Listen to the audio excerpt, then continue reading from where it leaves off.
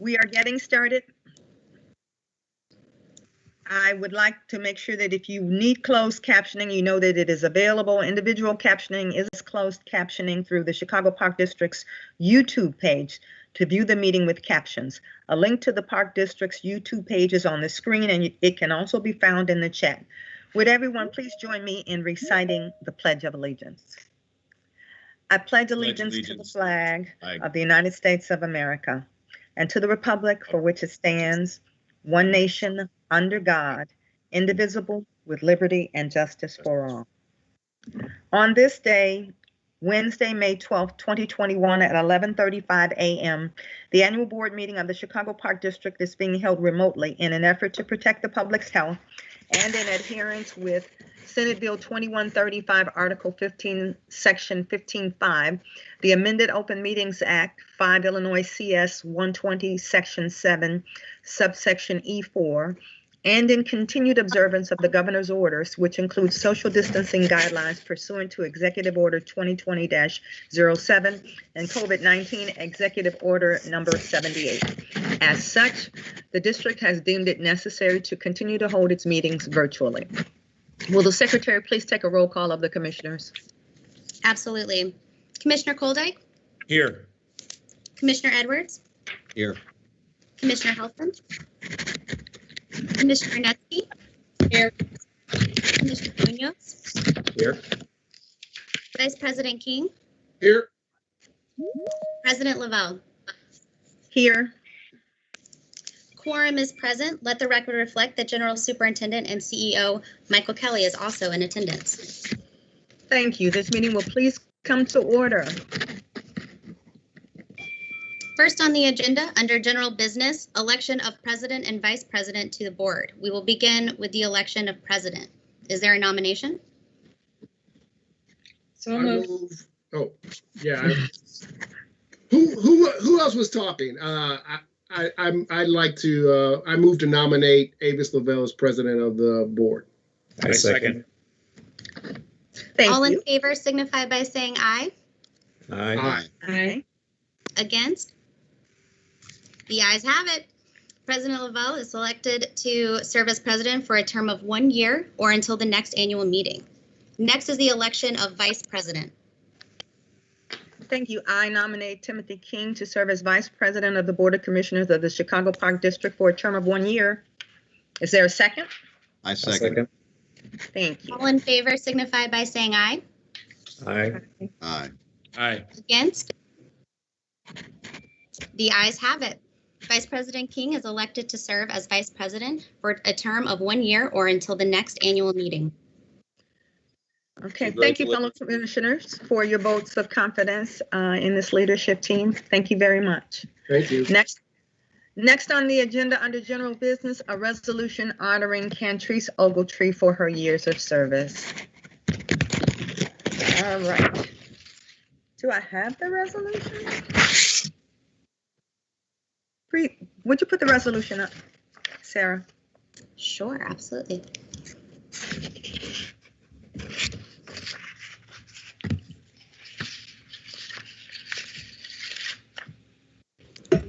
Cantrice, this doesn't mean we don't love you. It just means we're not as organized as we need to be without you.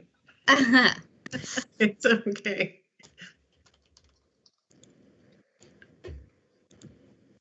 Let me put this in full screen. All right.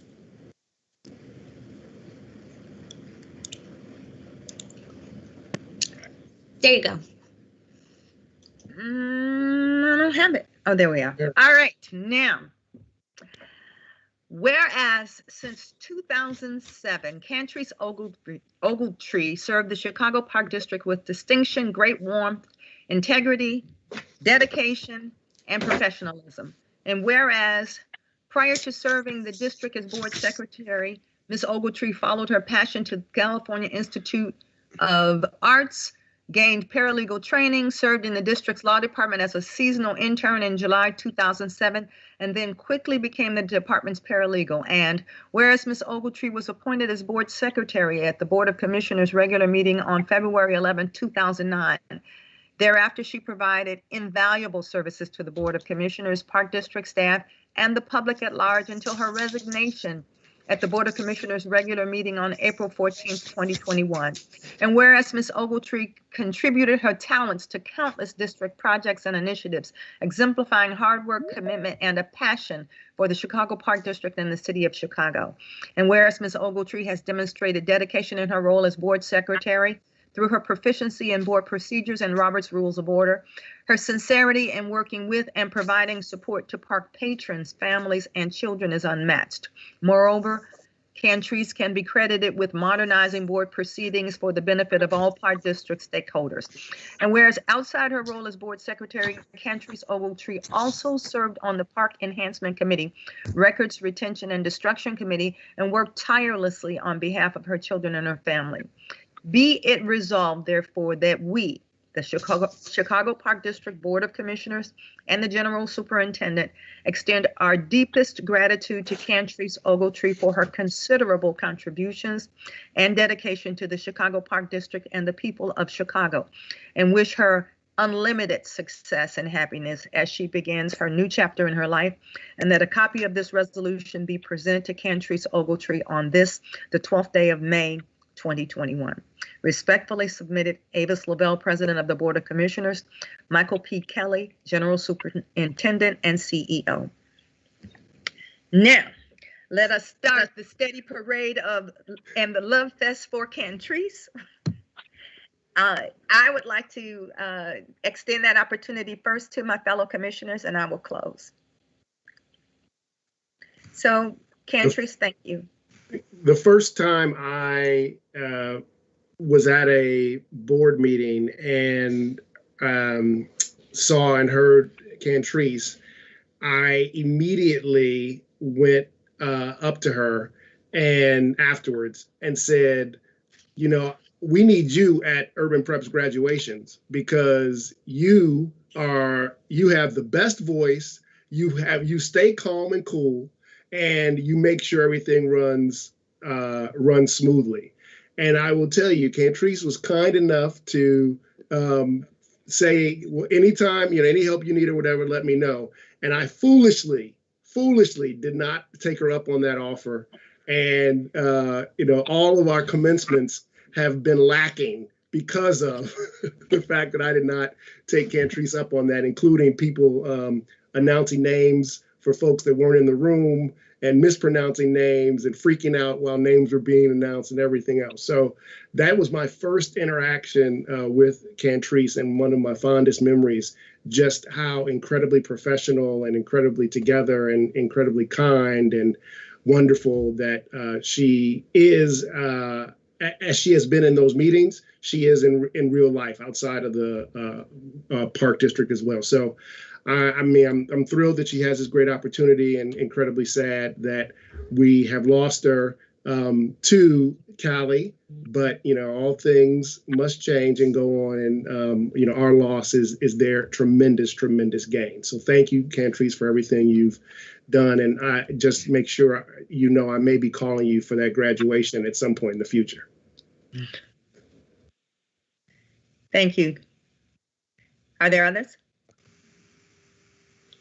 I just want to say thank you, Cantrice. As one of the newest commissioners here, you helped onboard me and, made it very easy to join. I'll be honest, I was a deer in headlights first day walking into the door, and, you helped not only point me in the right direction, but you've kept me during this time, helped me keep updated with everything that's going on in Park District. So thank you very much for your service and for being so welcoming.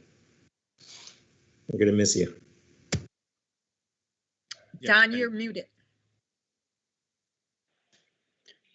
Cantrice has been here longer than almost all of us, and her service and her consistency and her dedication have been unrivaled. And her poise at the board meetings has always never served to do anything but impress. And we will miss her greatly. So I just want to express my thanks. Mm-hmm.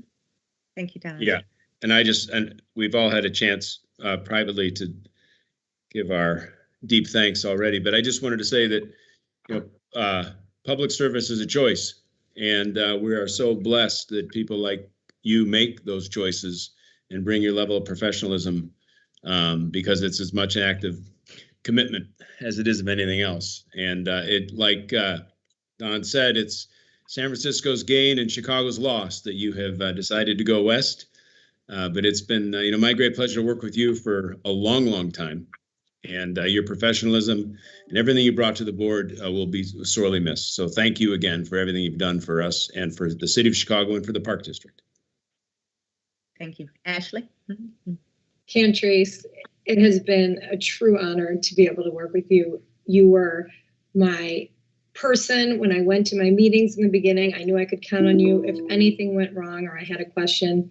And it really is such a loss for us that you'll be gone. Please don't forget to keep sending me your recipes so that we can keep cooking our meals back and forth. I'll miss you, and hopefully we'll see you again soon in Chicago. Thank you. Cantrice, let me say to you that I can only echo everything that everybody else has said and say to you that your fearless grip on technology and the way that you applied it to advance the interest of the Chicago Park District and to make sure that we were all able to do the things that we needed to do over the course of this year. We could not have done what we needed to do at the Chicago Park District without you over this last year in particular, and all these years before this. But this last year has truly shown us just how important you are to us, and just how important it is to have somebody like you who is fearless in their use of technology and in their experience with technology. We know that you bleed green and that you always will bleed green with the Chicago Park District. We know you raised your kids here and that it has been your home away from home. So we don't worry about that. We know you'll still love us, but please know that we are thankful for everything that you did to help modernize our systems and put us on the right footing going forward from here. You leave big shoes to fill, and we are grateful for having had you. You are incredibly graceful with our participants. Sometimes people are very rude and they do test the patience of most of us sometimes, but you have always been patient and you have always been kind. You've always shown nothing but grace, and that is an incredible personality trait that not a lot of people have. So we wish you all the best. We think that you made absolutely the right choice. You know, I believe in pushing people forward, and I believe that change is inevitable. This is good change for you.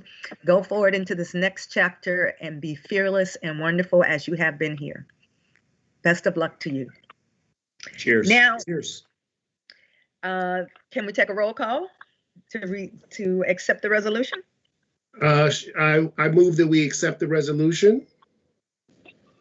Do we have a second? Do I have a second?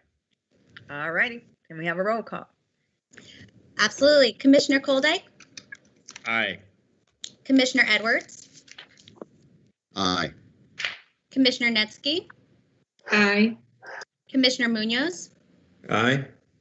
Vice President King, Aye. President Lavelle. Aye. Motion carried and the resolution is adopted.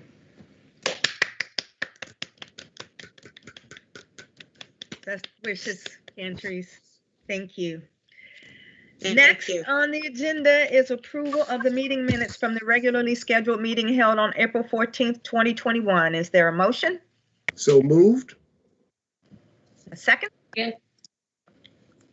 All right, will the secretary please take a roll call for the adoption of this matter? Absolutely. Commissioner Koldyke, Aye. Commissioner Edwards, Aye. Commissioner Netsky, Aye. Commissioner Munoz, Aye. Vice President King, Aye. President Lavelle. Aye. Motion carried and the matter is adopted. Thank you. Under acknowledging excellence, there are a few things to present, and I'll turn it over to Superintendent Michael Kelly for that. Good morning, everyone, and let me echo the board and all their sentiments. Cantrice, we're so proud of you. We've talked a lot about the Park District alum, and we know you're going to go on and do great things. And if you can say something nice about us, even better. But you know, once you're a part of our family, you're always part of our family. And thank you for actually sharing your family with us. I mean, I can't think of a better role model, sort of what we were about here at the Park District than you. So congratulations. And I can already see that California, I don't know if it's the climate or what, but you're already getting chill out there. I mean, you're even more chill than you were. So it's fun to see. Thank you for letting me speak. I just wanted to give a couple of plugs. You know, it's May, so we're getting busy. And as we've heard, the mayor is intent on reopening Chicago. The governor's intent on opening the state. So we have a couple of important announcements, many more to come. But a couple of plugs I just wanted to make. One is the Fastest Kid in Chicago. Very soon. And if you go to our website, chicagoparkdistrict.com, find your local park. We are going to try to find the fastest kid in Chicago from 6 to 18. Now, with the little ones, it's more about just getting them out, getting them active, giving them a little coaching on the running. But with the older kids, the 7th, 8th grade and high school kids, it's very serious business. And we're going to crown the fastest kids on July 10th at Gately, the track and field at Gately Park. Which is, again, the greatest facility that no one's seen yet because of COVID. So, but we're slowly opening it. We're slowly showing activity. So look for that. And if you've got kids that think they're fast, let's have them prove it. This is just out. This was embargoed, but we have been selected again to be a gold medalist at the national level, which is the highest award you can get on the national set. Just for those of keeping score, I'll put it into a sports metaphor. The last 4 seasons, if it was football, the last 4 football seasons, we've been to 3 Super Bowls and we won at least 1. And hopefully we win 2 this fall. So stay tuned on that. But that's a big tribute. I want to give a shout out to Brendan Daly, who pulled it together, but everybody at the Park District for participating in that, because that is a true team effort. And whether we win or not, being a finalist is a major accomplishment. May 22nd, Buckingham Fountain will go back on. It will return. It was not on last year. One of the most iconic monuments, memorials, whatever you want to call it, not only in Chicago, but in the state. We will be turning it on May 22nd in partnership with our friends at ComEd. So stay tuned on that. That's part of Mayor Lightfoot's Switch On Summer campaign. And then last, but certainly not least, today is day 3 of summer camp registration. We're still very much in COVID capacities and ratios, but please, if you're looking for something for your kids to do this summer, go on our website, chicagoparkdistrict.com, and register. Many folks have. Some parks are filling up fast. Other parks still have a lot of opportunities. So please go to our website and register for summer camp. Mike. And one more thing, wasn't on my list, but maybe the most important, jobs.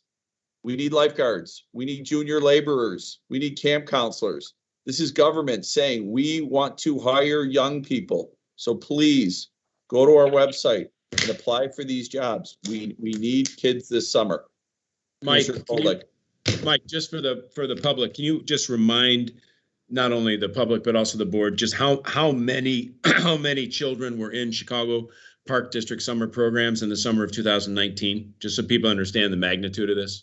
Okay, so quick numbers that I use over my head. So in the summer, I think we had 27,000 summer camp kids. And then we reached probably another 40,000 kids through other programs, one-off programs, week-long programs, different sports camp, arts camp, culinary camp, you name it. And then I like to say we reach at least another 100,000 kids indirectly in the summer, and really every quarter. So I would say it's safe to say we're touching probably 200,000 kids' lives, either through our programs or just by in partnership with another program in our parks. Look, we know this locally, we know this nationally. Parks were incredibly important to people's sanity and health and well-being during COVID, and they still are. We encourage people to get out. Please use the parks. And, take advantage of what the city has to offer. Our programs are incredibly affordable, and we never turn anyone away for an inability to pay. Thank you, Mike. We know how valuable our parks are, and we certainly see that our parks are among the greatest used asset that we have in the city of Chicago. Summer, winter, spring, and fall, our parks are busy. All right, under presentations from the departments, there is nothing to present, and there is nothing to present under communications and reports. Next is the people in the park section. Will the secretary please call the name of those who have signed up to speak? We ask that you limit your comments to 2 minutes. Let me say that we have asked that because we have several speakers that are speaking to the same issue, we are moving them around some to group all of those speakers together so that we can respond to them all at one time. Sarah. Sure. We ask that you please limit your comments to 2 minutes. We also ask that those making comments before the board, please lower your electronic devices, including television, so that we may hear you clearly and do not experience frequency interference. Our first 3 speakers who have signed up to speak are Hallie Quezada, Sherry Travis, and Jessica Liam. We'll get our first speaker on the line. Please note that Hallie has provided supporting documents, which you can find in your packet.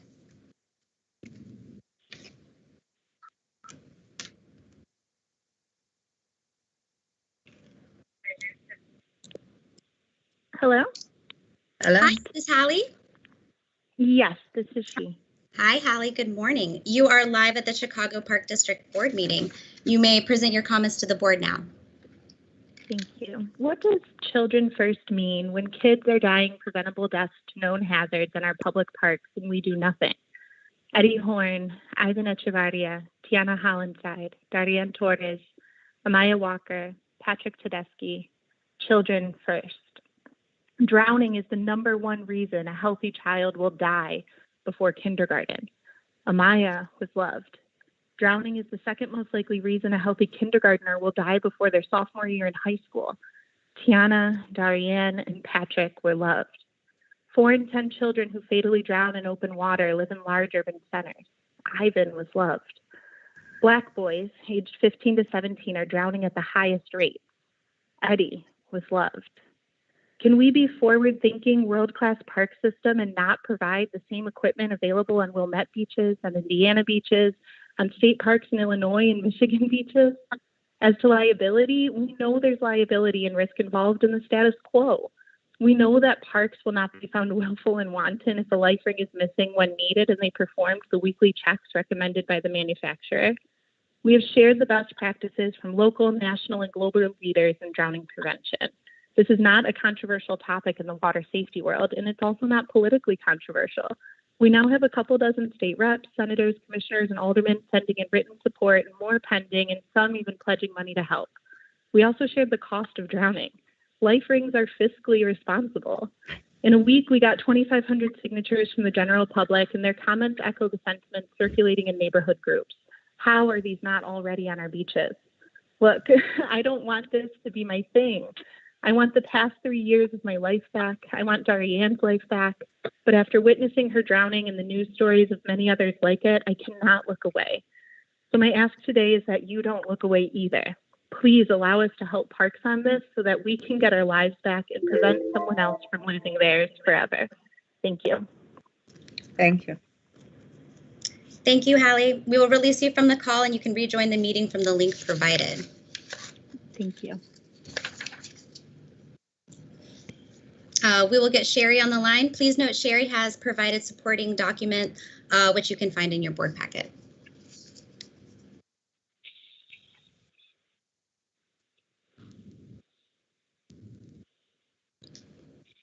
It's ringing.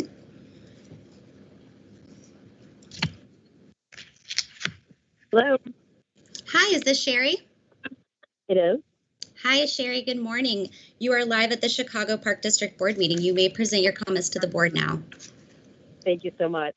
My name is Sherry Travis. I'm an attorney, and I want to talk about liability and to refute the Park District's statement regarding the flotation devices, that the liability of providing this equipment is not in the best interest of the district or the millions of patrons that visit our beaches each year. That's absurd. You can't avoid liability by doing nothing. This issue is personal to me because I witnessed a drowning years ago when I was jogging along the lakefront and saw a woman struggling along Oak Street Beach. She wasn't the one that died that night. It was the person who tried to rescue her that wound up drowning. Had there been ring buoys nearby, everyone would have survived. I gave all of you and Superintendent Kelly the case of Torres v. Peoria Park District, and the court applied this Tort Immunity Act, which says the local public entity has a duty to exercise ordinary care to maintain its property in a reasonably safe condition for the use and the exercise of ordinary care of people whom the entity intended and permitted to use the property. So what's ordinary care? I would argue that that's providing flotation devices, just like the Chicago Department of Transportation provides along the Chicago River and has for many years, which retail for less than $100. The Torres case said, quote, Illinois courts define willful and wanton conduct in part as a failure to take reasonable precautions after knowledge of impending danger. And, quote, courts employing the Tort Immunity Act's definition have found willful and wanton conduct to exist where a public entity knew of a dangerous condition, yet took no action to correct the condition. I want to leave you with this. You know people drown every year along the lake. And the standard of care and the solution is to install and maintain emergency flotation devices.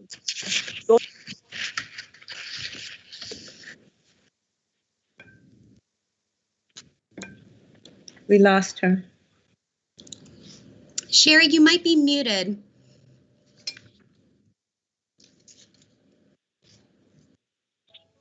She had about Sherry, 15 seconds left. Yeah. She's definitely mutes on her phone.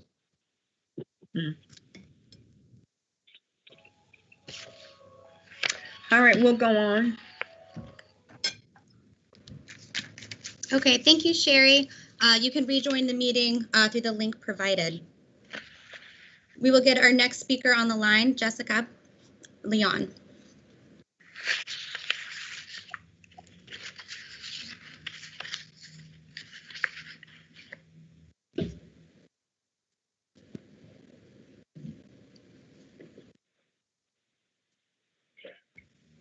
Hello? Hi, is this Jessica? Yes, this is me. Good morning, Jessica. You are live at the Chicago Park District Board meeting. You can present your comments to the board now. Thank you. Good afternoon. My name is Jessica Leon. Thank you for the opportunity to speak before the board today.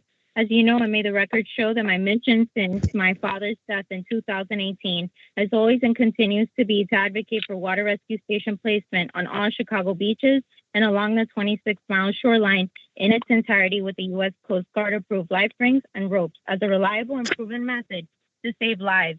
And I have been committed to work with this department to see this initiative materialize. I advocated this initiative not for my personal gain, but for the benefit of all Chicago. And with every delay, we are risking another life. As a bereaved daughter and a registered nurse, I advocate for life, and I strive to do so every day. On May 4th of this year, Miami-Dade County passed a legislative item in favor of placing water rescue stations in county-owned facilities after I presented this very same initiative to the Board of Commissioners. It took less than a year for this legislative item to be drafted and approved. I'll be glad to meet with Chicago board members to discuss their concerns and work on a plan to mitigate those risks. The lakeshore is easily accessible to the public, even in areas that are not designated swim spots, such as walkways that large waves regularly wash over with no safety measures in place.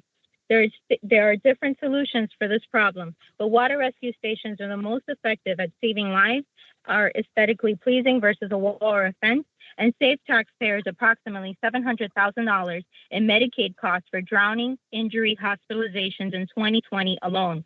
Chicago is the third largest populated metropolitan city in the United States, and taxes make up 67% of Chicago Park District revenues.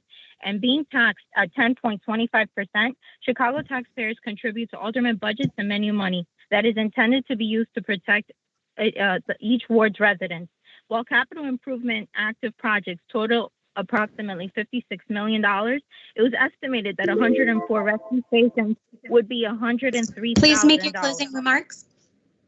The resources are available and the safety parameters are approved by the U.S. Coast Guard. I am asking that Parks District please place this initiative on the agenda and vote yes on this item. Thank you. Thank you, Jessica. We will release you from the call and you can rejoin the meeting from the link provided. We're going to get Sherry back on the line. She had just a few more seconds left. About 20 seconds. Yes. It's ringing.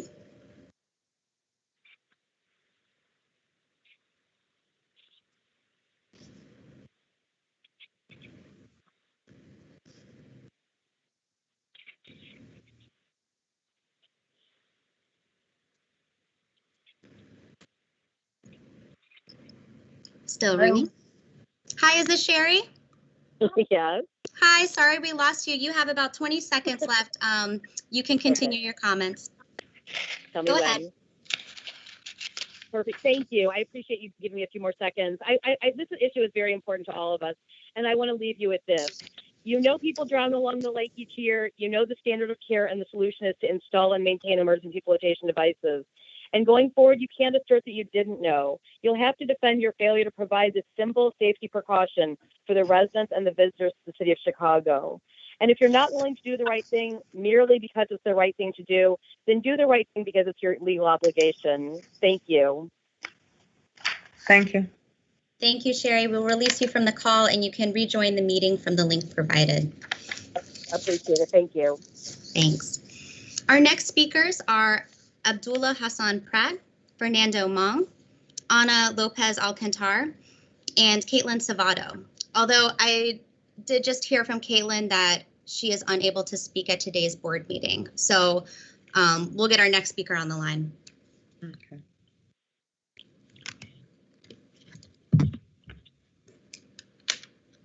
It's ringing. Abdullah. Hello, is this Abdullah? Hello. This is he. Hi, you are live with the Chicago Park District Board meeting. You may present your comments to the board now. Thank you. It's an honor to come before the board. It's good to see familiar faces on the board. My name is Abdullah Hassan Pratt. I'm an assistant professor of emergency medicine and an ER doctor at the University of Chicago in the emergency department. More importantly, I grew up on Chicago's South Side. I've never left. I'm a product of Chicago Park District, so I would not be a physician had it not been for that, but also learned how to swim and play all my sports in Chicago Park District. Unfortunately, I've also witnessed too many drownings, not even as a physician. I've lost 3 close friends to drowning, one being very recent that came into our emergency department just this past summer. And I've had to break that news to their families that their loved one didn't make it. I think that trying to make our lakefront safer is extremely important, especially because in our underserved communities that have disproportionately Black and brown community members, the lakefront is the cheapest option for them to get away from the hot summers of their unair conditioned units. It's the cheapest way to get away from some of the violence in their communities. And for that fact alone, it's also, these are the areas that have the least amount of swimming classes that are available to them. So this is a very high risk population. And if we are saying that we care about Black lives and brown lives across this city, I think that a simple thing could be done is that. And I'm not just speaking that from a place of just shoulda, woulda, coulda. As those of you all on the board who know me know that I lead first. I teach a lot of these type of emergency preparedness courses in the community, and I will vow my own resources as well as the University of Chicago and our residents and trainees to try to be able to help teach courses on how to use these flotation devices, how to save drowning victims. We are not trying to lead from the back and just putting it all on the Chicago Park District. I truly love the Chicago Park District. It was a cheap option for my family. I went to all the camps every single summer, and that kept me out of violence, and I hope that it can keep other children safe on the lakefront this summer. Thank you so much, you all. Thank you. Thank you, Abdullah. We will release you from the call, and you can rejoin the meeting from the link provided. And we'll get our next speaker on the line.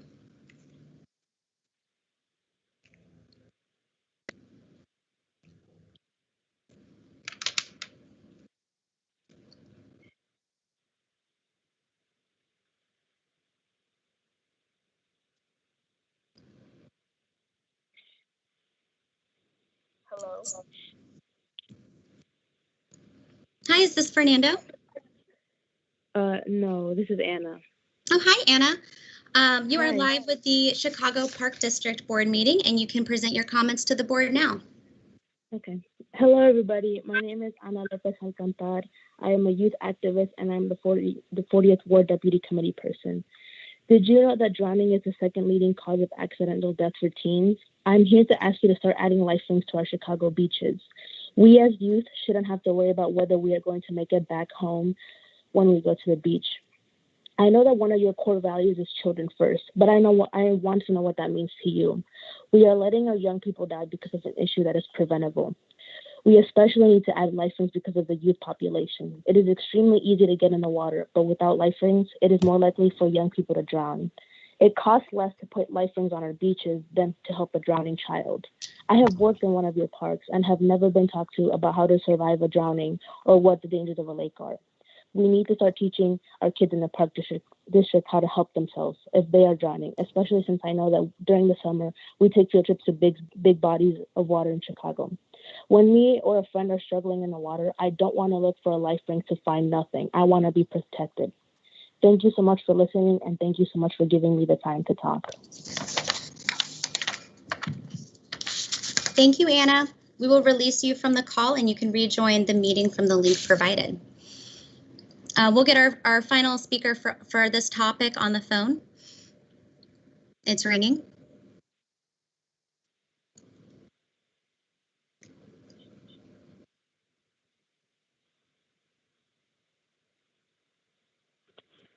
Yes, hello.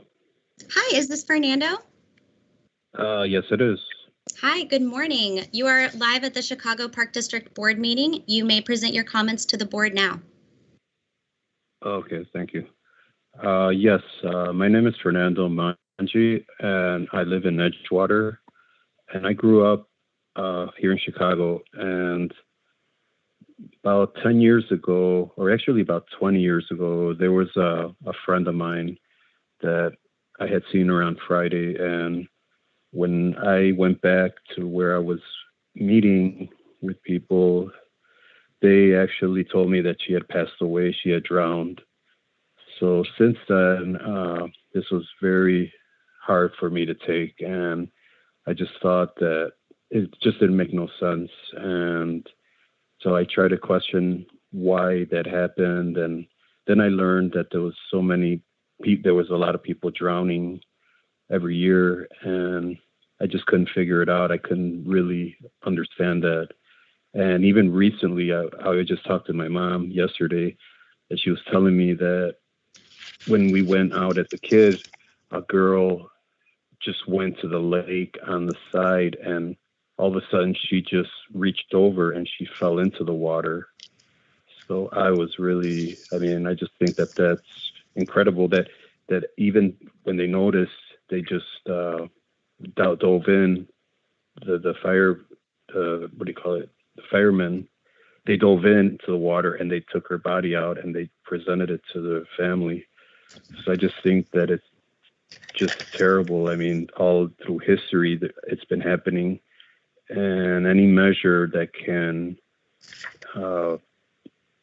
curb that, I think, is just has to be done. I mean, I'm just surprised that it hasn't happened before, and that's what I have to say. Obviously, I don't have a prepared speech, but I just think that. And then another thing happened with the janitor here. Please make your closing remarks. Okay, a janitor that I live, his son died about 2 years ago at the lake, and he took time off, and you just see that he was devastated. I mean, devastated. So that's how it leaves a person. So I'm just saying that it's way overdue. It's necessary, and that's all I have to say, basically. Thank you, Fernando. We will release you from the call, and you can rejoin the meeting from the link provided. Thank you. Sarah, is that our last speaker on this topic? Yes, it is. All right. Let me say to you all that the board has talked about this, and the board has explored a lot of the options here.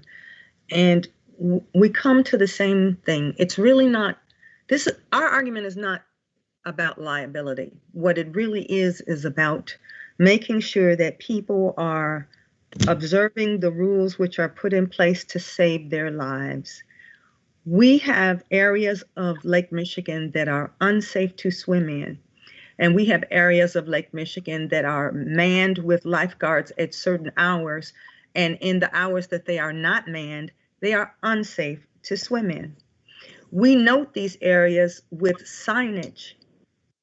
And I'd like to show you this signage. There are signs that give you clear indications of where you should not swim, where you should not dive because it's dangerous. Sarah, please show those. Yes, we have it up on the screen. We'll go to the next slide. you can see that there are indications and there are signage along the beach that gives you an indication of what you should look for from our flag warning system when the beach is open and safe and it's guarded. The water is calm and safe. There's green flags, caution is advised, with yellow flags. Red flags mean severe weather or water conditions that may be hazardous. We have a long shoreline, and it is not possible for the shoreline to be protected every single inch of the way. So we indicate with signage where you should not swim, where you should not dive. And bear in mind, it is dangerous. These are not signs that are put up just for sign's sake. They are signs that are put up because we cannot secure you, we cannot protect you, and you cannot protect yourself. Life preserver rings cannot defend against wave action that's strong enough to destroy seawalls, and you have currents in these areas along the shoreline that are difficult, if not impossible, to protect against. And people end up drowning because they are swimming where they shouldn't be, and they are overestimating their ability to swim in these kinds of conditions. What we want is for people to save their lives and save the lives of their loved ones by observing the rules to not swim where they're not supposed to swim, and at times they're not supposed to swim, which is times that the we are not able to put the life preserver rings along the shoreline and assure that lives will be saved by this. And nor is it the right thing to do, because it says if we put these rings where we tell people not to swim, that's winking at us telling people not to swim there. That's saying, don't swim, it's dangerous, but here's a tool to help you swim when you get in there and you shouldn't be there. We can't be in a position to do that. We want people to observe the rules, save their own lives, because it's dangerous to swim in these places where you're being told not to swim.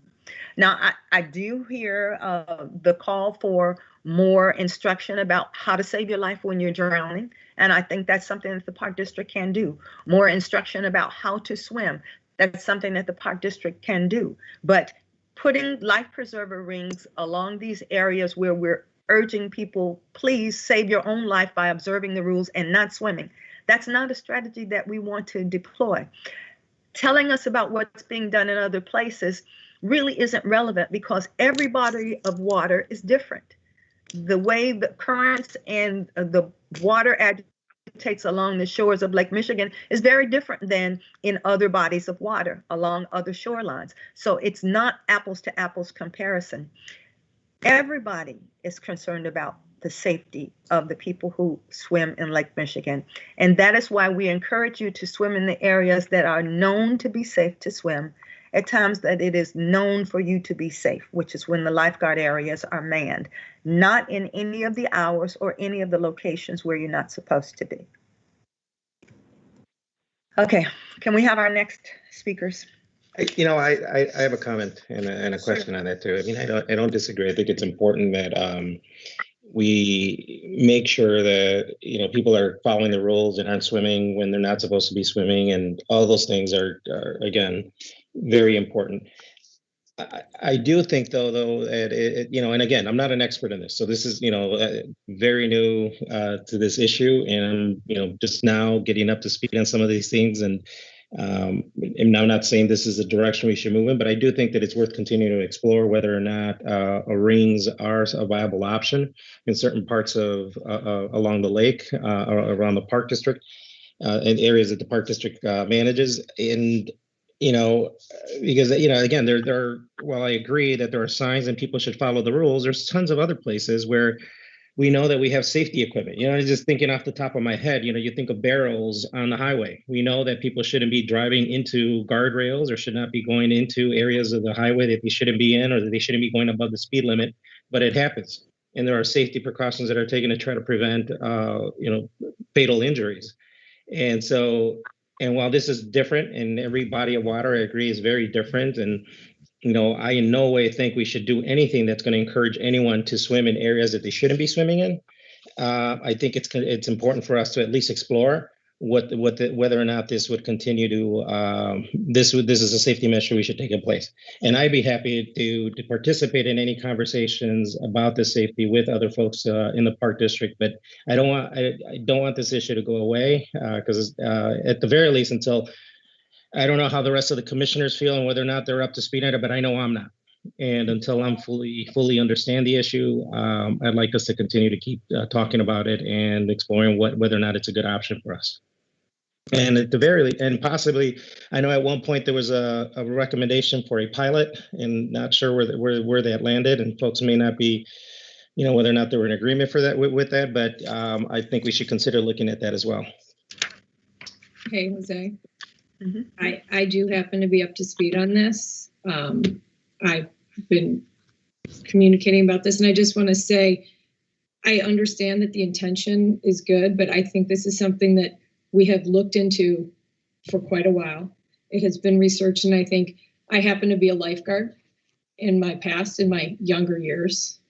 And I will tell you that part of the issue with having these types of flotation devices on our lake is that the reality of being able to actually save someone with that device without training is virtually none, because you are not close enough to the victim to be able to send out a buoyancy device and actually get them back to shore without actually entering the water. And if you are not trained on how to do that, even in the most basic way, even if we provided training, which I think would be helpful, you end up with a far greater tragic scenario. And that's just the truth, because we're on a lake. It's not a river where you can throw in and pull to the side. This body of water is something that is very treacherous in certain situations. So I know they've done a lot of work on this, and I think maybe we do some more investigating, but I think the reality of the situation is our lake is not a lake. Our lake, operates like an ocean, and we have to make sure to give people the information about how serious it is to enter the water without people there to watch you and that are skilled to save you. But I tend to agree with Avis that providing those devices, gives people a false sense of security in some situations. That's just Thank you, Ashley. Let me say to you that most open water lake incidents occur at a distance greater than 15 to 30 feet from the shoreline. And the ability to toss out a buoy can't be at that distance. Nobody can do that. So if someone has to get in the water to try to get that flotation device out there to somebody else to rescue, you run the risk of having multiple people drown. This is not a solution that is deployable in these areas where we encourage people not to swim, where we are discouraging people from getting in the water. We are discouraging people from getting in the water in these areas because of cross currents and undercurrents that make it dangerous to swim there. And we really have the respect for life that we're urging people, don't do this. Don't put yourself at risk. And we can't wink at it and encourage people to do that by putting the preservers out at the same time that the signage says, don't get in this water at all. This discussion actually started, Commissioner Munoz, not in the period of time that you have been here. It's been going on for multiple years. And so I'm certainly willing to spend some more time talking with you about it and share with you where we are and explore other options. Yeah, and that's all I asked for. It's just, like I said, I want to be up to speed, on this. And I did get some information, so it's not, that the Park District hasn't provided that. I just haven't had an opportunity to go through all of it. And I've talked to other folks about this as well, too. So just all I'm asking for is an opportunity to get up to speed and, before we decide, not to move forward or do anything with this issue. Just I need a better understanding. That's fair I enough. think one of the things that the president mentioned that I certainly heard was that we are committed to, the Park District is committed to continuing its evaluation and review of the safety measures that we have in place and how can we move forward and improve those along the shoreline and at the beaches where swimming is allowed during the time periods when swimming is allowed. And I think that that's an important point. I don't want that to get lost in the conversation around these buoyancy devices, because really this is about how are we going to move forward with ensuring the safety of all the beaches and the safety of the folks who use the beaches. And I think that President Lavelle was pretty clear in saying that the Park District continues to be committed to doing that and bolstering in any way possible the safety measures at the beaches and at the lakefront where where swimming is allowed. You know, the whole issue of open water swimming and life safety training in open water is one that I think we can perhaps do more on. You know, I think that perhaps we do need to maybe develop some course or curriculum that deals with open water swimming and open water safety, open water rescue, because it's different. The feeling of being in a pool and swimming in a pool is very different than swimming in open water. So the areas where we can do something about it, I think we should do something about it. And that is something that I'm willing and want to explore with the Chicago Park District. So I think some of the recommendations that were made today are very valid. Is there other discussion? Thank you. Sarah, can we go on to our other speakers? Of course. Our next three speakers are Catherine Solman, Rebecca Wolfram, and Shaquila Daniels. We'll get Catherine on the line. Thank you.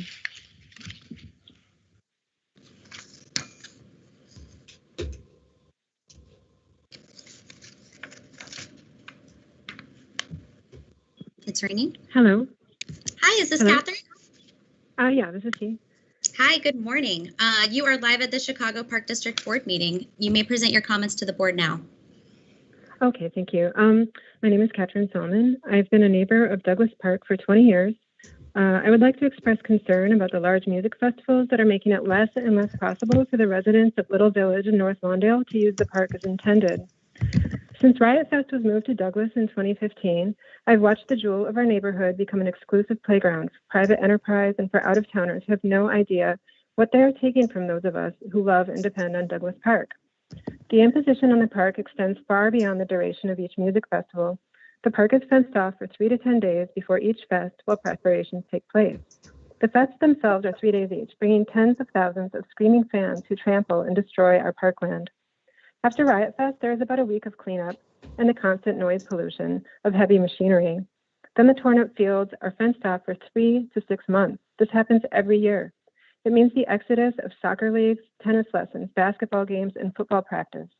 It means the end of almost all organized youth sports in the park, in a neighborhood where caregivers are trying desperately to make sure our children are engaged rather than getting caught up in the streets. This year, with Lyrical Lemonade Summer Smash and Riot Fest both taking place, public use of the park will be curtailed from early August until at least the end of September.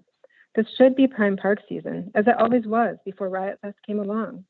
This is unacceptable and in direct opposition to the Chicago Park District's stated core values of, quote, prioritizing the needs of children and families, 30 and, seconds quote, remaining. providing affordable recreation that invites everyone to come out and play.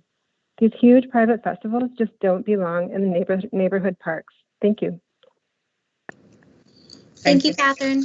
We'll release you from the call and you can rejoin the meeting from the link provided. Thanks.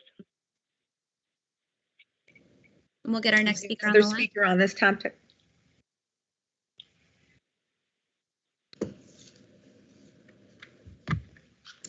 Yes. Mm-hmm.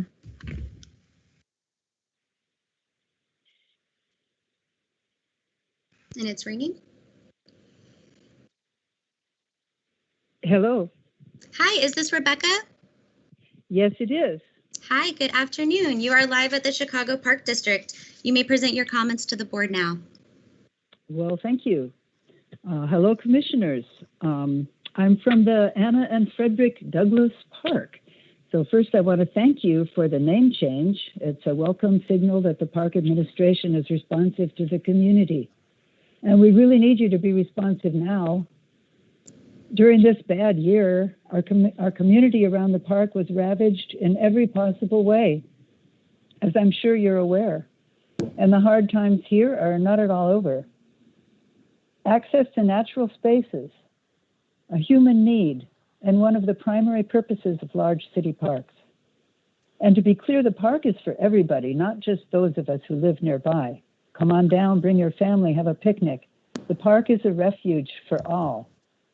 During the pandemic, people in the community who had not been used to spending time in the park before began to go there, taking their kids, walking, listening to birdsong, just being outside surrounded by green space and trees, feeling that famous healing power of nature. It has been a beautiful refuge. One bit of relief last year, there were no private festivals to shut the public out. It was a park for the people all year. This year, while the troubles in our community are so far from over, and the disease is not gone, and many people are still in a state of crisis, we're looking at being fenced out, 30 seconds literally remaining. locked out of our public park by private for-profit music festivals, which will bring hordes from all over into the playing fields and nature sanctuary. This is such a terrible insult to the whole idea of a public park. Please, no private festivals in Anna and Frederick Douglass Park. Thank you. Thank you. Mike, do you want to address this? First of all, I want to thank everyone for their comments on it. And I can assure you that, as I've said over the course of my 10 years as CEO and probably a half dozen years before that as COO, we don't, first of all, we don't take lightly when we bring an event to a neighborhood. And certainly we don't do it in a bubble without talking to communities and without talking to elected officials. It's just bad for business. We would never do that. We became a leader in special event space over the years in the country, namely because the revenue that we generate from events allows us to have far more reach with kids and communities than it would simply by our tax dollars. Our tax base has been going down and down for the last 20 years. So as far as Riot Fest going in Douglas Park, I don't have any confirmation that it is or it is not going to happen. If you're asking Mike Kelly, do I want it to happen? I do. I actually enjoy the event, and it raises a lot of money for us, and it does very well for the local economy. And I could have a dozen people come out and say that it's great. The flip side is, again, do I think it's an inconvenience to folks? Of course I do. Of course I know it's an inconvenience. So you always try to find this balance in parks, whether with activity and with passive use. It goes for all 600 parks we have. I think the biggest takeaway is that we need to keep the community informed if the event's going to happen at all. What the parameters about that event is. Of course, we'll also stay in touch with the local elected officials. And I think the most honest answer I could give is stay tuned. Thank you for your comments, and we'll be in touch. Sarah, do you have We'll get our next speaker on the line. Thank you. It's ringing.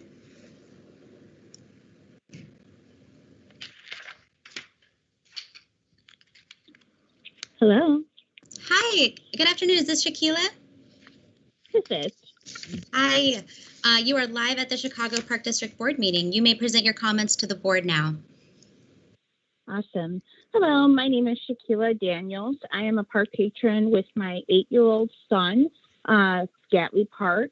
Gatley Park District's limitation in using the newly built facilities named Gatley Track and Field is my topic of concern. We're residents of London Town, which is literally next door to the facility. So this was presented by Alderman Harris to our community as an annual at our annual town hall meeting as a community resource. Although the construction noise would be a nuisance to us, it would be worthwhile.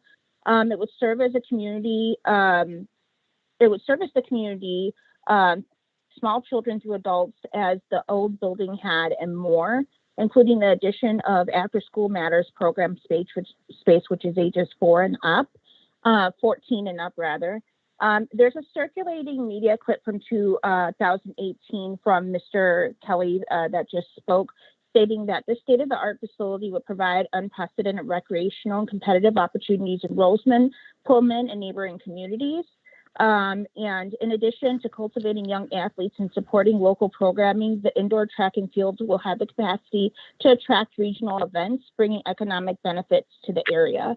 All impressions were given that often the After School Matters programs would host teams, but there was no indication of things that would change for kids under 14. The Park District kids at Gatley Park of all ages were then redirected from their previous facility inside Wendell Smith School, which included a gym, an art room, rec space, a homework area. They were redirected to the new building that offers only a sitting area with air doors that close off their programming from the general public. So quite a reduction in space. The space appears to be predominantly, or rather the building appears to be predominantly geared towards Please make private your closing events, remarks. Okay. It's private event use pretty much only. Since this is owned by Chicago Park District, it's not providing, it's underserving the community 13 and under. I'd like to request that the Gatley Park District be relieved of obligations in the new facility and be able to move back to their old facility. Thank you so much. President Laval, can I Please give do. some feedback? Yeah, you know what? I'm going to ask Alonzo Williams, our Chief Program Officer, to call you. He'll follow up with you. Certainly, we view Wendell Smith as an asset in the overall footprint of how we handle youth in the area. So we certainly weren't intending on taking away resources to people who live around Gately Park. That was never the intent. As I said a minute ago, look, Gately Park is a shell compared to what it's going to be. COVID has forced us to greatly limit how many people can go in the park, how many people can use the park. But make no bones about it, because we've done it in the past. We're going to take a state-of-the-art building, one of the nicest facilities of the kind in the Midwest, but it's not only going to serve elite track, but it's going to be used for all kinds of other sports, all kinds of camps, and it's very much going to be an active, programmable field house for kids of all ages. You said you have an 8-year-old. Maybe, Zoe, maybe we can get. I can't remember if you said it was a son or a daughter, but maybe we can get them into the race to Gately and fastest kid in Chicago too. But in the meantime, work with Alonzo Williams on what we have to offer in that community, because certainly we didn't build this facility so people thought they had less resources. So Alonzo will be reaching out to her then. Thank you. Sorry. All right. Thank you, Shaquila. We'll release you from the call and you can rejoin the meeting through the link provided. Our last 4 speakers are Denise Corkery, Louise McCurry, May Toy, and Gloria Talamonte. Please note Denise Corkery has provided submitting a supporting document, which you can find in your packet. Hi, is this Denise? It is Denise. Thank you. Hi, Denise. Good afternoon. You are live at the Chicago Park District Board meeting. You may present your comments to the board now. Okay, I appreciate it. Thank you very much.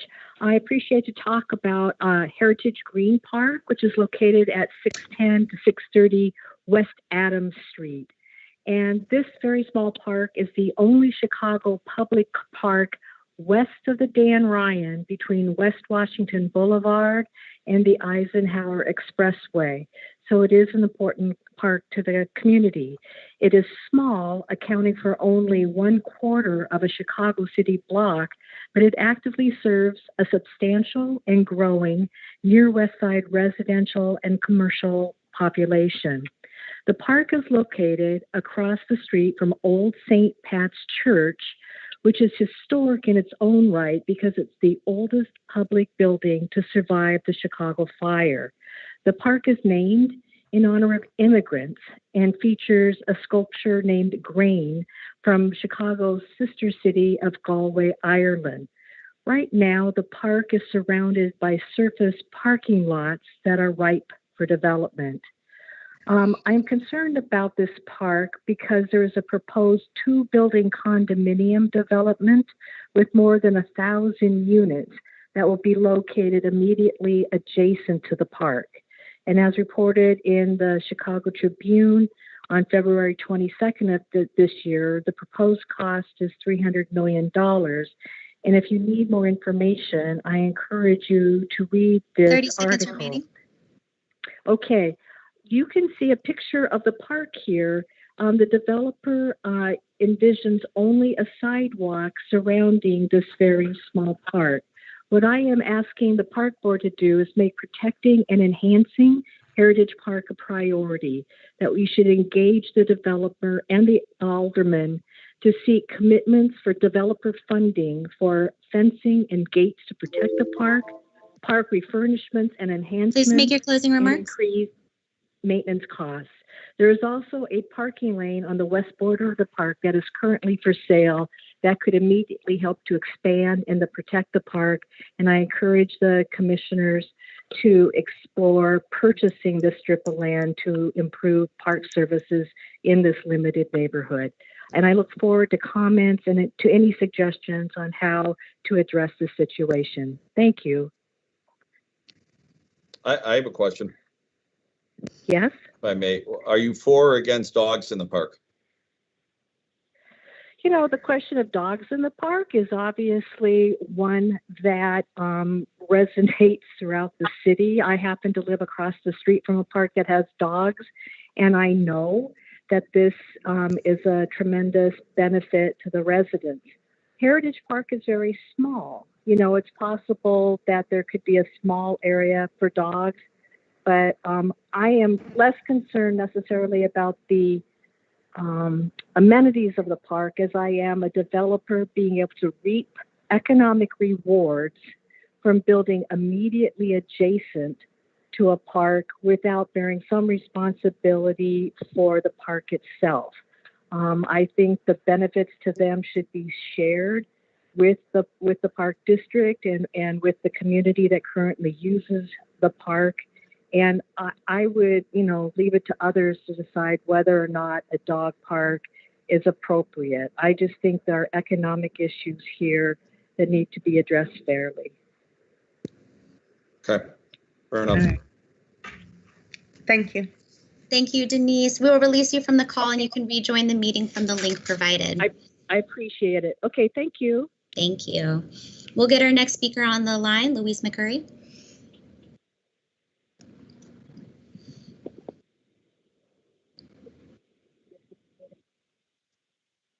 Hello. Hi, good afternoon. Is this Louise? Can you hear me? Yes, we can hear you loud and clear. You are live at the Chicago Park District Board meeting. You may present your comments to the board now. Thank you. So, congratulations to Avis and Tim for being reelected. And really a major congratulations to Cantrice for getting her dream job in California. I wish you all the best success. I want to talk today. I sent to everybody, I hope they got an email with all the pictures of what I'm going to be talking about. And if you didn't, I'll send them again. Parks are the first experience urban children have in green space in their life. And they're often the last experience for urban seniors. So our legacy is to keep our parks safe. Our parks are a source of hope and inspiration. And in this year of COVID, absolute joy at being out in green space. I think you don't ask for things from the Park District without giving back. So JPAC has been hard at work this year with our program of cleaning up the park with Walking with Purpose, then Spring with Pitching for the Parks, with our Japanese garden educators who have educated 27,000 visitors to the Japanese gardens in the month of April who came to see our very first amazing Hanami Festival. Our natural area stewards have been out every week planting new plants and taking care of the plants in the natural areas. Our safety volunteers are out every day, walking, biking, going through the park, finding trees that are down, looking for places where there are broken benches or safety hazards and reporting those. Our Make Music Chicago group is hard at work right now, finding youth groups that in fact can be experienced performing in the beauty of green space in the parks. So I don't think you ask for things from the Park District without giving back, and we're really proud at JPAC to be able to give back. What I put in my handout for you guys are three areas that are a problem. The first for us is obviously this amazing cold cave-in of the bank at the inner or middle harbor. which essentially has flooded the sports field and flooded the picnic fields. And now the field is pretty much unusable just because during COVID, it was hard to get anything done with it. And so now if we could get that area repaired in the same way we repaired the area at Please make your Larvita with the closing bank remarks. caved in, that would be a wonderful thing. The entire sidewalk and the entire bike path has caved in along the lakefront. Secondly, it's the area of, again, inner city playgrounds. Our playground at 67th and Jeffrey has been for years an issue. What we would like really is to have a light there. At night when I ride by on my bike, there are parties going on that go on till the wee hours in the morning. When you go by the next day to clean up the park, you can lift up the red tiles on the ground and find dime bags and drug paraphernalia hanging out there. So we clean all of that out, come back the next week and find it again. So getting those put down again and getting the bricks put down again would be awesome. And then finally is the whole issue of the historic walls at Larvita, at the World's Fair Wall of 1893. Please make The your closing steps remarks. there have been broken for a while. They're continuing to degrade. So now it's becoming really dangerous to go up and down. Just got the message you didn't get the pictures. I'll send the pictures again so you have them. But these are things that I know are capital items. And so we appreciate if they'd be on the capital for this year. We've gotten so many wonderful changes in Jackson Park along the lakefront where the erosion was happening. And we are so incredibly grateful. So I took our Evaluate Eyes On team out last week. We could just sit there with awe and clap for how amazing it is. But we have these areas that are now, I think, capital items, and if we could work on those, we would greatly appreciate it. And again, we are always ready to give back because we know that we can't ask for things from the park district without being willing to give back too. Thank you very much for your time. And again, congratulations, countries. Thanks so much. Bye-bye. Thanks, Louise. I just sent you a note where you can send the pictures to. All right, we'll get our next speaker on the line. It's ringing.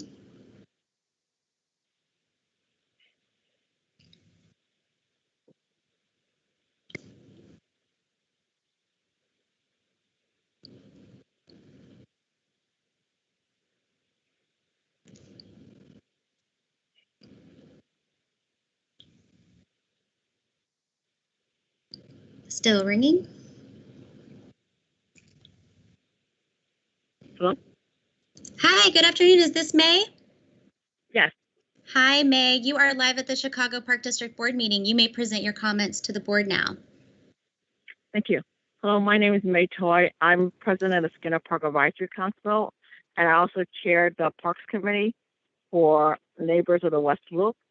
So first, I want to also express my comments and thanking Cantrice. I know I thanked her last month, but I want to do that again this month.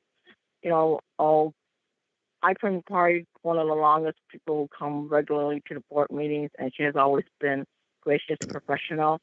And I know that I will miss her. So I want to thank her again publicly. So for Skinner Park, I think, you know, last month there was a lot of talk about bathroom access. Other park advisory councils have reached out to me with the same concerns, and I think the park district needs to reevaluate the times that the staff is at the park so that bathrooms are open when people are at the park. You know, when school reopened, most people are not at the parks anymore, Monday through Friday from noon to 5. You know, there's more weekend access. I also want to speak to the Heritage Green issue because that's also in the West Loop. And so, as the Neighbors of the West Loop, and I chair that committee, we've been working with Alderman Riley, you know, and the developer, so there's community benefits coming back from that building. And so we are working with them to create a dog park because there's a need there. But other people have also reached out to me about wanting to put 30 seconds remaining. So I think those are things that are important.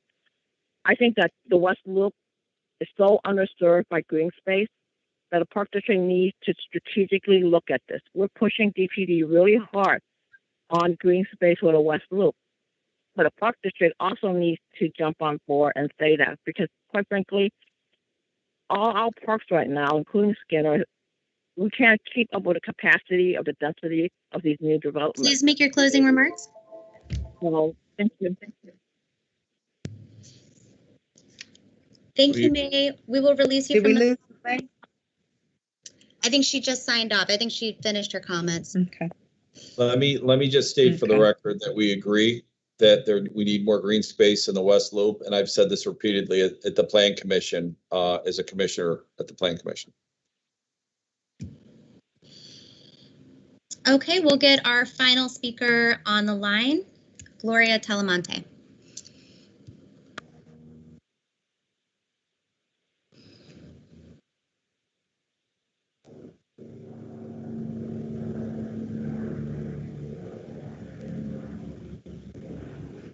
It's ringing.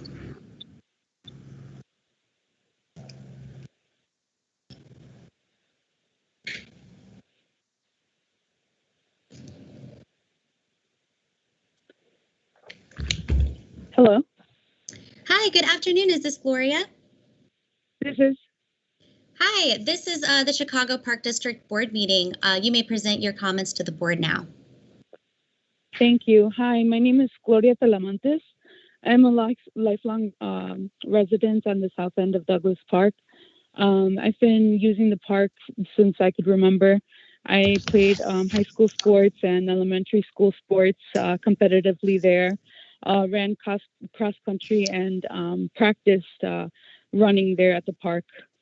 I became injured later on because of the surfaces that I would run on. And a few years back on the Albany side of Douglas Park, the track was made, was put there, was made out of synthetic rubber, which made it perfect for myself and also elders who also have injuries and suffer from chronic pain and physical ailments like myself. I also want to remind that there's a senior home on Albany and 21st, almost adjacent to the park. So our most vulnerable populations in the neighborhood who share the park already suffer greatly from lack of adequate access to healthcare. This raises a concern for public health and also creates this notion that we aren't deserving of good quality things like a rubber foam track. It was paved over recently instead of maintained. The park and particularly this track and field is one of the safest public nature-based spaces for multiple generations to congregate at. We don't just want the synthetic rubber track back, we need it. Lastly, Riot Fest and all other fests operating out of Douglas Park have caused numerous tensions throughout the neighborhood, including an unethical rental of parking through the local school there that was connected to an LLC that was also connected to the 12th Ward alderperson. The tension spilled over into the local council meetings and neighborhood groups. Just want to say that we deserve to have access to a better and just quality of life, and these festivals further impede this from happening. As gentrification and housing crisis and development without community input continues to negatively impact the residents, we just want to know that the park cares about us and is truly invested in the health and wellness of its neighbors who don't just frequent the park, but actually care and tend to it too. Please, no more large festivals in the park. Thank you. Thank you, Gloria. We will release you from the call and you can rejoin the meeting from the link provided. Please let the record reflect that we have also received written testimony from Jamie Ratcliffe. All right, is that our last speaker? Yes. All right, thank you to our speakers. Thank you very much. We will now proceed with the remaining agenda items for today. Under unfinished business, there's nothing to present, and under new business from the Director of Facilities Management, there's an authorization to enter into a contract with Mid-American Elevator Company, Inc. for elevator, ADA lifts, chair lifts, and portable pool lifts, as well as maintenance and repair district-wide. We'll hear from Barb Arlo, please. And Bob, you may need to unmute.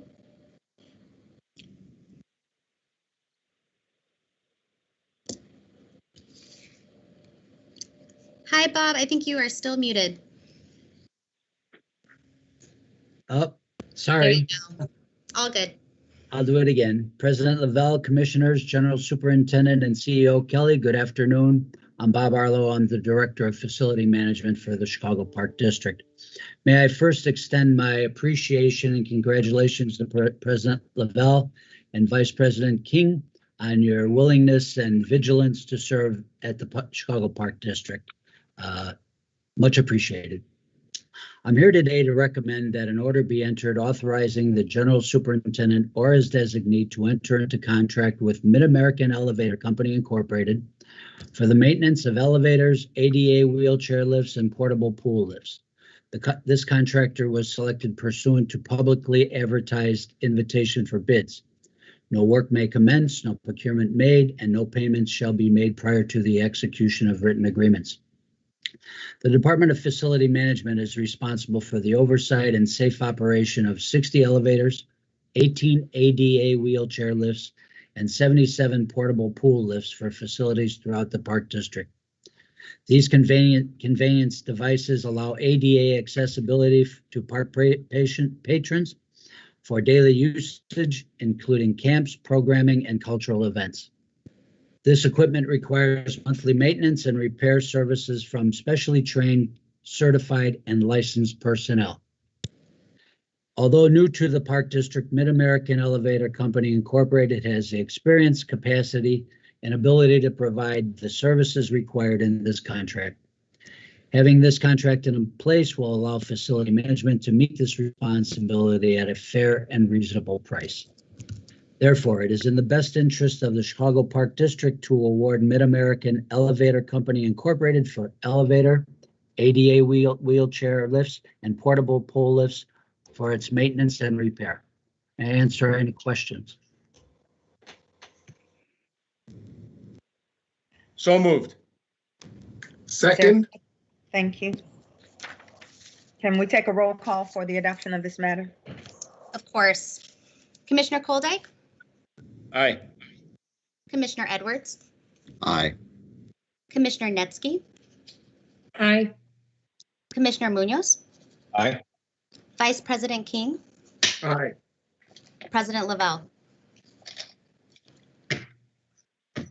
President Lavelle? Motion carried and the matter is adopted. Thank you. Thank you. All right, from the Chief Financial Officer, there's an ordinance authorizing the issuance of bond anticipation notes in an amount not to exceed $45 million under a line of credit. We will hear from Steve Lux, please. Good afternoon, President Lavelle, Board of Commissioners, and Superintendent and CEO Kelly. For the record, my name is Steve Lux, and I'm the Chief Financial Officer of the Chicago Park District. As you know, at the March board meeting, the board approved a contract for approximately $65 million for the construction of Park 596, which among other things includes under one roof a 20,000 square foot field house and 58,000 square foot administration or headquarters for the district. I'm here today to request approval to enter into an agreement with PNC Bank for a $45 million bond anticipation note under a line of credit, which will cover a portion of the construction funding for the park. We solicited bids for a $40 million line of credit from 30 financial institutions. We received 4 responses, and based on analysis performed by our financial advisor and CPD personnel, PNC Bank provided the best financing. The business terms are good for 2 years. The interest rate on amounts drawn on the line will be 79% of 1 month LIBOR plus 45 basis points. In today's market, that's roughly about a little bit more than 0.5%. And the rate on the unused portion is 0.2% or 20 basis points. PNC's bid actually provided for up to $50 million of credit, although the RFP stated $40 million. You will see we have increased the amount of the authority in the ordinance as we are asking for $45 million. But our plans are to still execute the agreement for $40 million. The extra $5 million in authority will provide a cushion in case there is a change in other sources of funding or change orders of the owner's allowance. If that were to occur, we would then work with PNC to amend the agreements. The expected long-term financing plan is to issue bonds or debt certificates upon completion of Park 596. With any transaction, there are some risks, and in this transaction, we have possible interest rate risk until the time when we issue the long-term bonds. This risk is mitigated as a result of the short duration the line will be outstanding. Representatives from PNC, Catton, Hardwick, Meristem Advisors, and Thomas Coburn are available. Are there any questions? Are there concerns or questions? If not, may I have a motion? So moved. Second. Great. If there's no objection, we will apply the last favorable roll call vote from the prior matter to this matter. Hearing no objection, the matter is carried and the motion carried and the matter is adopted. Thank you very much. That Thank you. concludes our board meeting. Thank you, Steve. That concludes our board meeting for today. Is there a motion to adjourn? So moved.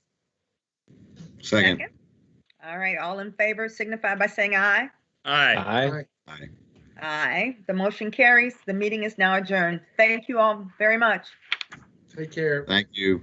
Have a Bye-bye. great week. You too.